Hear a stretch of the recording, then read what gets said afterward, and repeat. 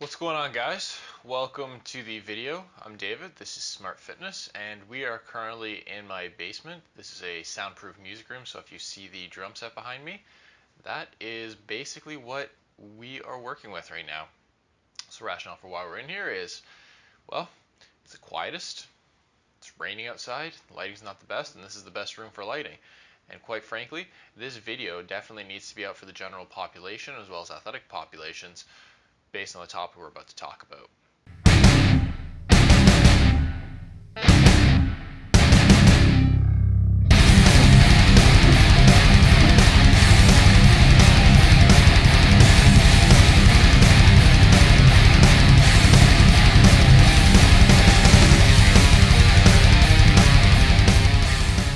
Alright guys, so what are we going to be talking about here?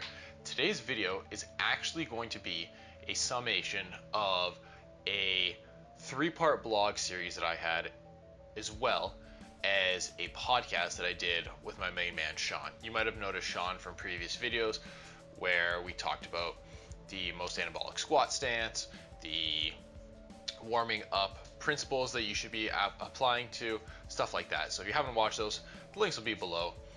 And as well, the links will also be below for the blog series as well as the podcast that Sean and I recorded, ideally if you're looking for the long-term format. So let's jump right to it. So this is with it being a three-part series, I'm going to break it into three parts. The first part is going over what to expect to your gym, as well as what they are likely going to expect from you. The next part is going over what you can realistically expect to happen to your body when you return. And the third part is basically the good news, because part two is mostly bad news. So if we jump right into it, what to expect from your gym. Unless you're living under a rock, you probably already realize that you're likely going to have to schedule your workouts. It's inconvenient, it sucks, but it needs to be done. The rationale for this is gyms are not exactly a place that are classified as essential. So in order to be open, they need to show beyond any issues that they are safe.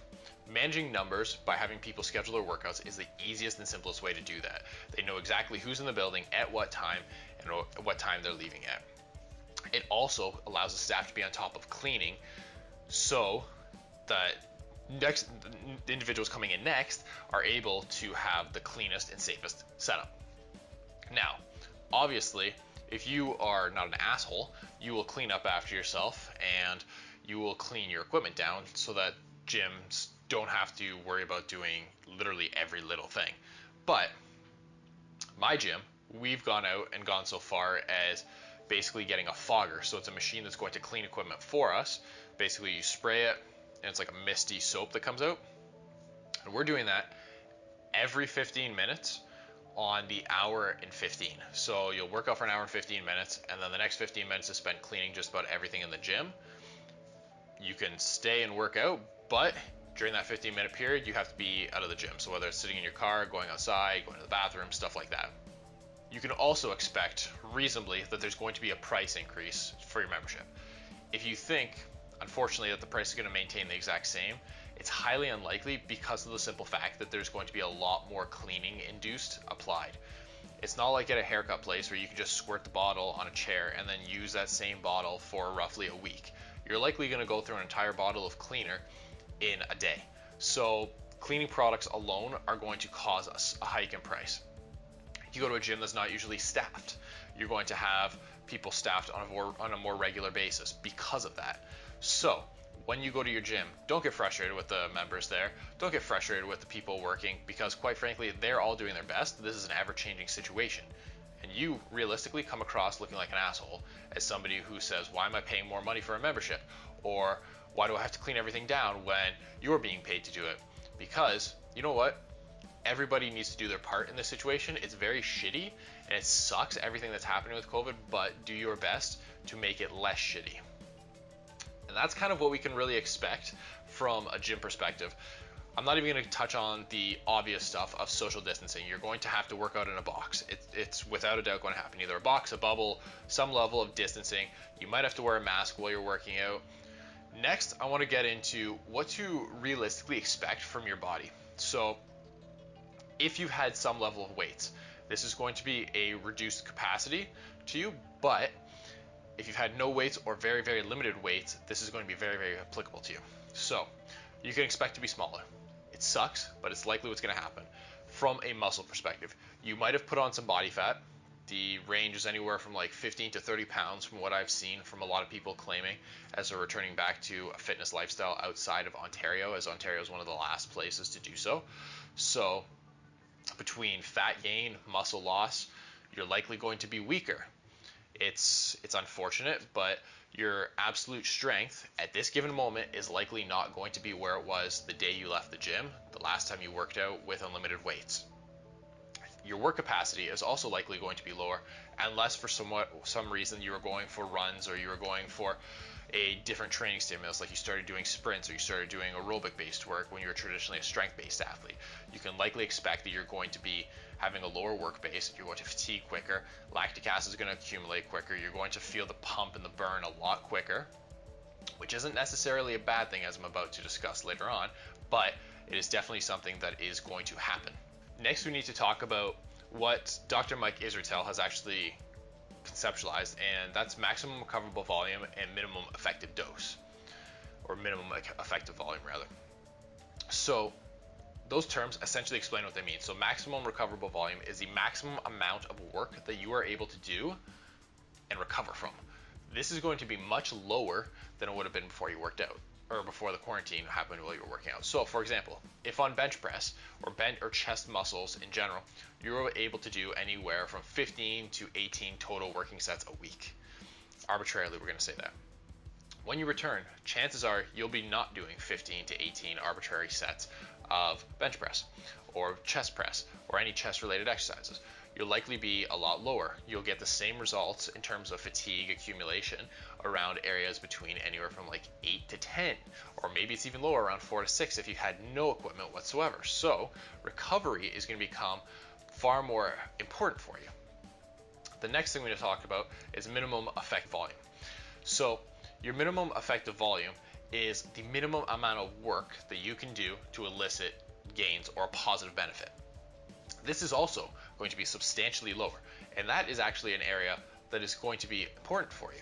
So if you're smaller and you've decreased your strength, but you put on some body fat, or you haven't been training, your minimum effective volume will no longer be as high as it was beforehand, which means you can theoretically do less work and get the same bang for your buck.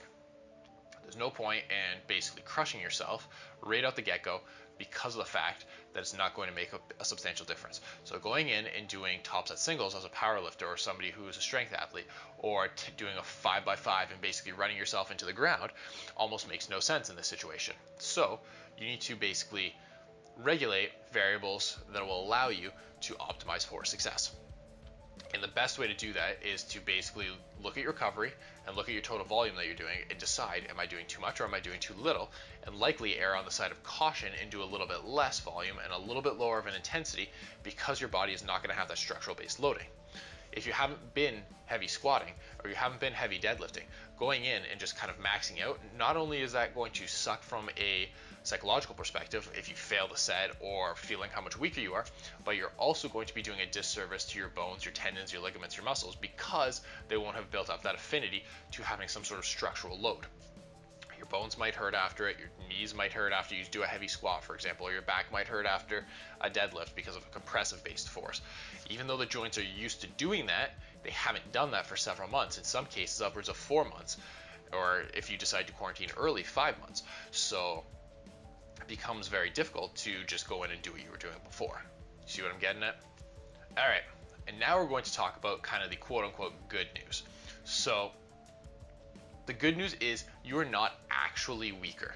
You are currently, but you're not actually weaker. And what do I mean by that? There's specific cells in the body. They're called satellite cells or myonuclei cells. And these cells are basically used to stimulate and trigger adaptations based on what was there before. So they're the kind of cells that remember what was already happening within the muscle. So these myonuclei cells, these satellite cells, they've gotten a little bit smaller. They've become a little bit quote unquote dormant, but they don't really go away. And as a result, you've lost your absolute strength or your absolute endurance type of thing, or your absolute aerobic base if you haven't been trained for aerobic bases. Once you go back to the gym and you start doing this, the muscle, it's kind of like a muscle memory type thing, where once you start training, it's going to suck the first week. You're going to have to get over that inertia of it just feeling absolutely like garbage. And then week 2, it'll start feeling a little bit better. And by week 3, you'll be back in the swing of things.